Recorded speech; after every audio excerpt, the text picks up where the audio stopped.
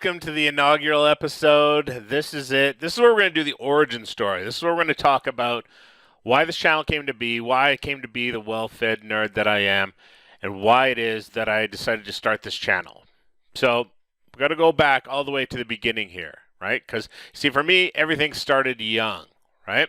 And what I mean by that is that when we were kids and we would go on long road trips, of course, being the old man that I am here, we didn't have like tablets and, iPads and, phones to play on, that kind of thing. We had to find other ways to entertain ourselves. So one of the things that my mom would do is that she would read stories to us when we were on these long road trips. Of course, this was a different time back then. Me and my sister were sitting in the back seat, dodging the ashes that my dad would flick out the window periodically as we were driving along down the road. So, like I say, it was a different time back then, but that's how we would pass the time. My mom would read us these stories, and it got to the point where I loved listening to her read these things, and I wanted more stories, wanted her to read to us more, that she was basically like, why don't you learn to read yourself? And then you can read your own stories, right? Because when you read, it's like turning on the TV in your mind. So she encouraged us to read, and that's how I basically got started reading books, reading stories, and doing that type of thing. My first love became comic books because even though I learned to read regular books, once I got my hands on some comic books, it was amazing because comic books had the awesome art inside, like you got to read and you got to look at pictures, and the comics back then were just drawn so well, and I came to love comic books. That was it. That was my first freaking love, was comic books. And out of all the comic books that I read, one of my most favorite was Spider-Man. I loved Spider-Man. Spider-Man was amazing. I loved Spider-Man and I loved Fantastic Four because Fantastic Four was one of the ones I think that kind of like increased my vocabulary, because when you got Reed Richards talking about, altering the frequency of the flux capacitors, like that's it. You're gonna learn, big words, and you're gonna get smarter just by reading Fantastic Four comic books. But going back to Spider-Man, Spider-Man was my first love. I mean, how could you not relate to Spider-Man?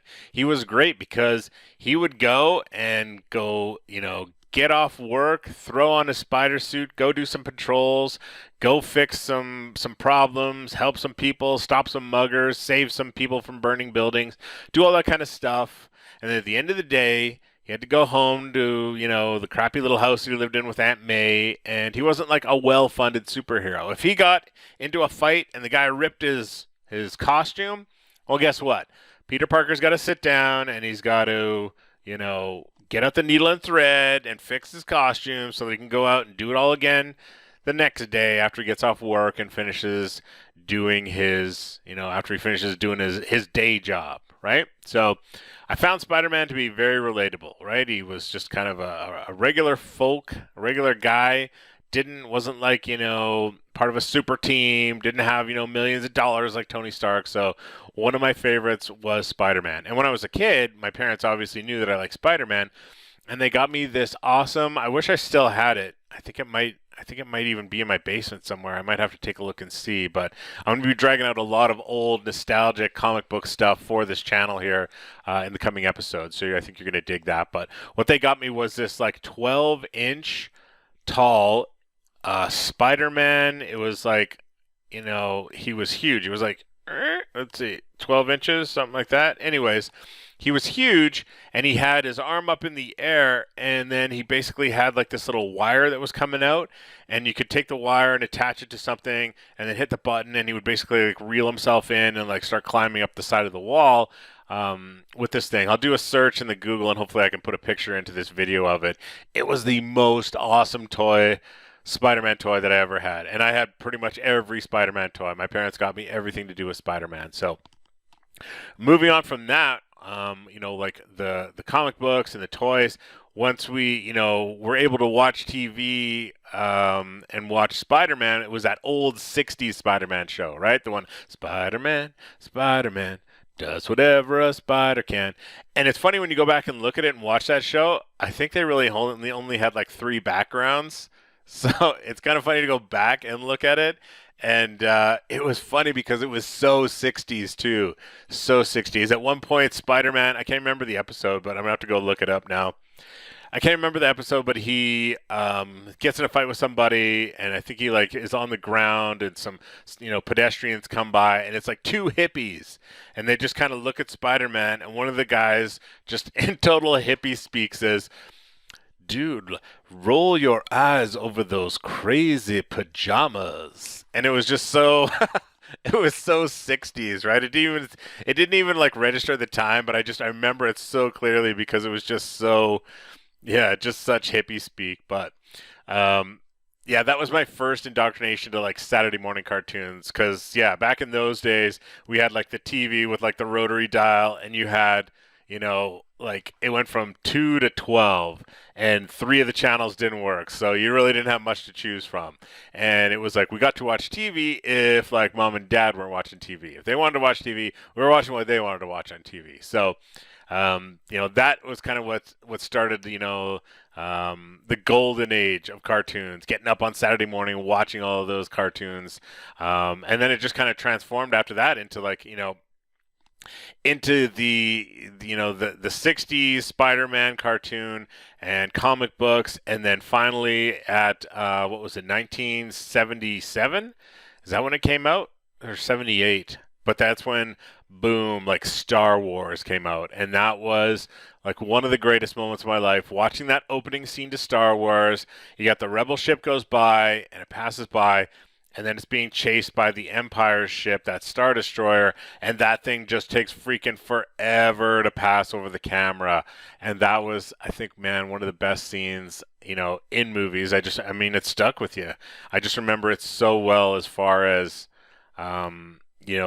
I just like blowing my mind, like what science fiction actually was. I'm sure I'd seen some science fiction before that, but this was like, spaceships flying through space, lasers, Jedis, dudes with laser swords, robots, the Empire, Darth freaking Vader.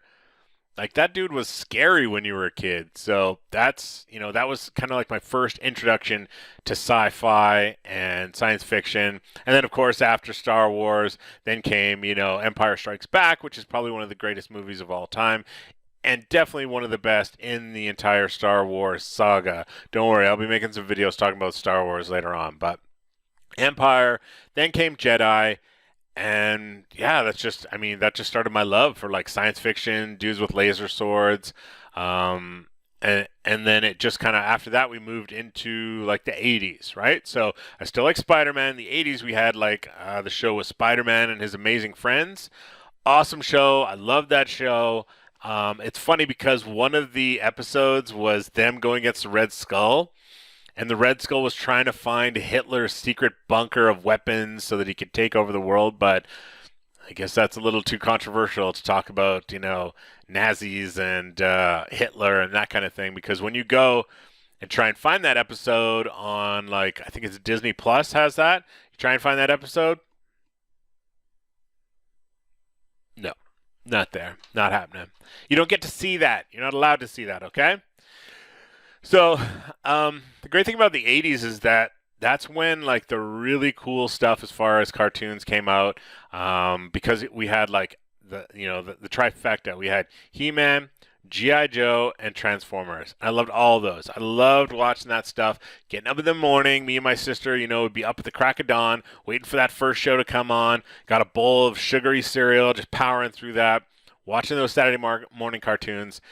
And what I loved is how G.I. Joe and Transformers got so big that they got their own, instead of just their little, serialized TV shows, they actually got their own movies, right?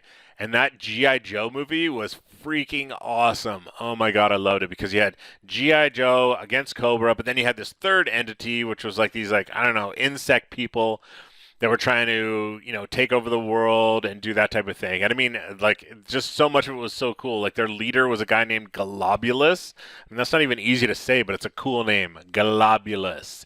And he had this, he had two henchmen with him. There was this chick who was like, kind of like, I don't know, like a like a stealthy ninja type, and then he had like the battering ram, which was this dude named Nemesis Enforcer, and I was like, oh my god, this dude is so cool. He's got like he's got these like spikes on his arms. He's got wings so he could fly. He's like super strong, but he's like a mute, so he doesn't say anything. He just kind of makes grunt noises throughout the movie, and I don't know, that's okay. But at one point, I remember him and Sergeant Slaughter squared off a few times. And how awesome is G.I. Joe that they had Sergeant Slaughter in there? I don't know if he was actually a sergeant in the military or not. I think he was.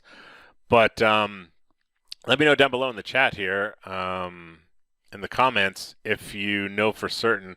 I suppose I could look it up here, but I think he was. I think that was his thing, is that he was a real sergeant and then came over into WWE and then back when it was WWF. And then got put into G.I. Joe as part of them. And he did like the voicing, he voiced himself on the show.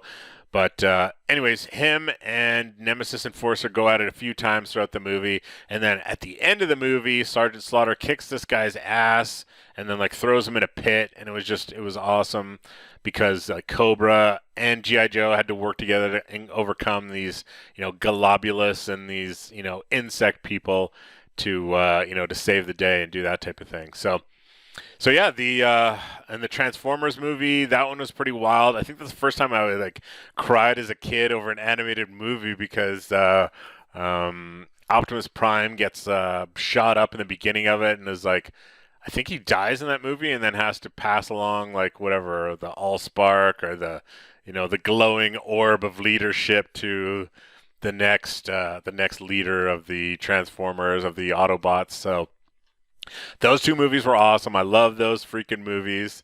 And that was that was like the best time. Like, like Saturday morning cartoons, watching those things. He-Man, G.I. Joe, Transformers, loved it. All that stuff's been turned into crap now. Don't worry, we're going to make a lot more videos talking about all those items and what I think of those, because spoiler alert, it's not much. I can't say I think much of those things. It's kind of, things have gone downhill, but don't worry, we're going to be talking about that. So after that was the 90s. And in the 90s, there was still some Saturday morning cartoons. There was still some Spiderman. Even though I was like technically like an adult at that point, I'm still watching Saturday morning cartoons because I love that shit. That's just what I like. So in the 90s, we had the X-Men cartoon that was in the first few seasons. I think it kind of started out really good, and then it kind of towards the end kind of topped off. I don't even know if I watched like the last season or the last couple seasons of it, but it was great to finally see X-Men, which is another comic book I grew up reading. But to see, like on screen or on the TV, see like Cyclops and Wolverine and Jean Grey and all the other X-Men's. Hell, they even worked in Cable in one of the episodes there. Well, he was in a couple of the episodes, but there was one where they went to Muir Island, and we finally got to see Cable in action. And yeah, then it was a long wait to see Cable into something. It was Deadpool 2 where they introduced Cable. And I thought he was an awesome character in the comic books, loved him in X-Men in the cartoon in the 90s. And then, yeah, when they announced in Deadpool 2 that they were going to have Cable, I was like, yes, finally. So that was it for cartoons. I mean, once that X-Men cartoon ended, then after that it was kind of a big gap because then we had to wait until I think it was 1999 or 2000 when the first X-Men movie came out, and it was a bit of a funny start because Hugh Jackman's playing Wolverine, and in the very first X-Men, like he was in good shape. But he wasn't like jacked like he was like in every other X-Men movie going forward. And it's like with each movie he got more ripped and gristly and buff as the series went along. And I loved all the X-Men movies. Most of them are good. X-Men Origins, X-Men Origins, Wolverine was terrible. Yeah. Especially because of what they did with Deadpool, like that iteration of it. I don't know who the fuck thought that was a good idea, but it wasn't. It was terrible. The guy's name is literally the Merc with a mouth, and you had his mouth covered up. You had it like sewn shut or whatever it was, or like skin grafted over that. Terrible, terrible idea. My God. And then we worked our way through the X-Men movies, and then finally, 2008, wonderful little film called Iron Man comes out and kicks off the MCU. And Robert Downey Jr. God bless Robert Downey Jr. for starting that off and delivering. Because if Iron Man would have been crappy or would have flopped, that's it. You wouldn't add anything else. And after that, we had, Captain America, Thor, get everybody their own kind of backstory, introduce those characters, then bring them together into, the Avengers movie and have like a collaboration of heroes. And, people aren't like, who's this guy? I don't understand what this guy's doing there because they, kind of covered everything else. Sure, we had a few hiccups as far as the Hulk was played by this guy, but now it's played by this guy. Whatever. So, most of the MCU movies I liked.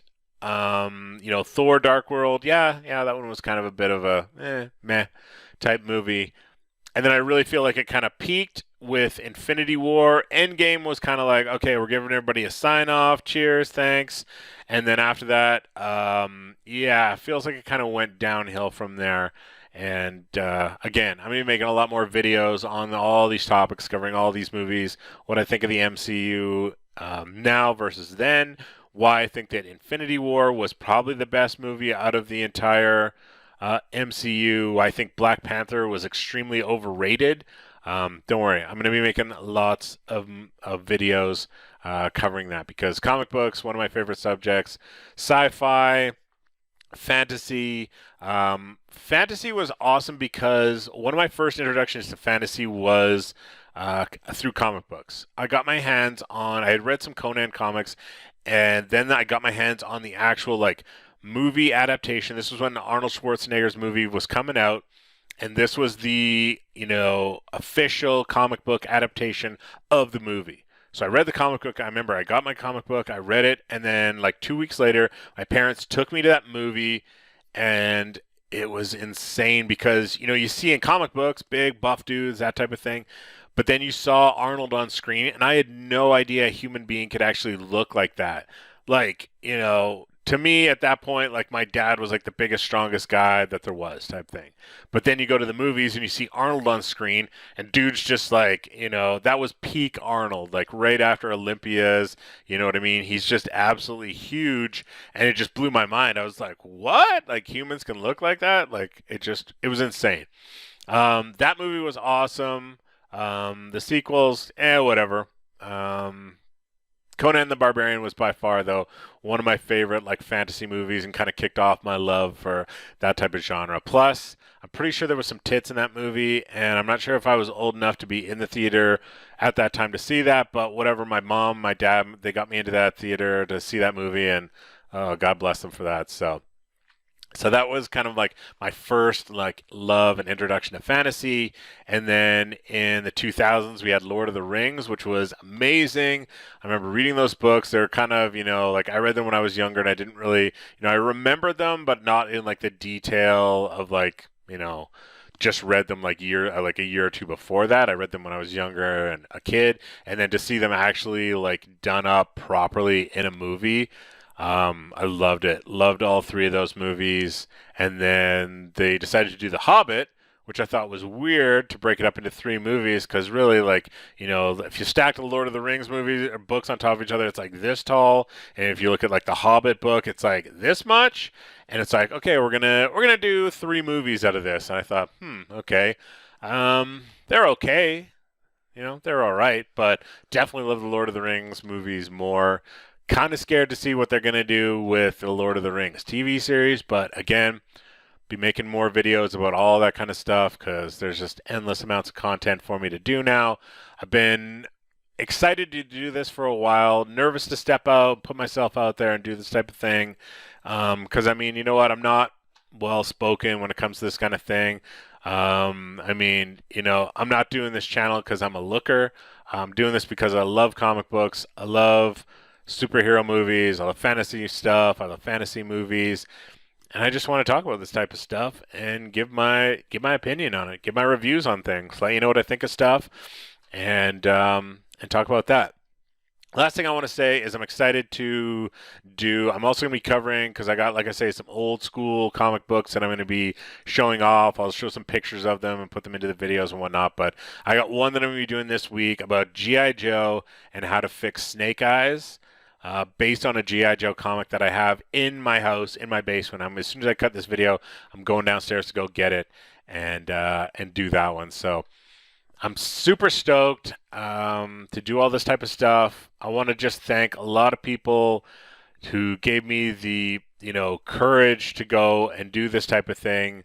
Especially all the people at Friday Night Tights, especially Nerdrotic, Quarter Black Garrett, Jeremy from Geeks and Gamers, Ryan Cannell, Az from Heel versus Babyface, Critical Drinker, Mauler, all those people. Just I've been watching them for the last few months, and I just was thinking, like, just go for it, man. Like, just put it out there, go for it, and have fun doing it. Like, it's what you love to talk about. It's one of the things that just kind of shaped who you are. So just go and just do it. So that's it. That's why I'm doing this. That's why this came to be. And I hope you enjoy it. I'm making a lot of videos about this stuff because I love talking about this stuff. And I can't wait to do more. So I will see you in the next video.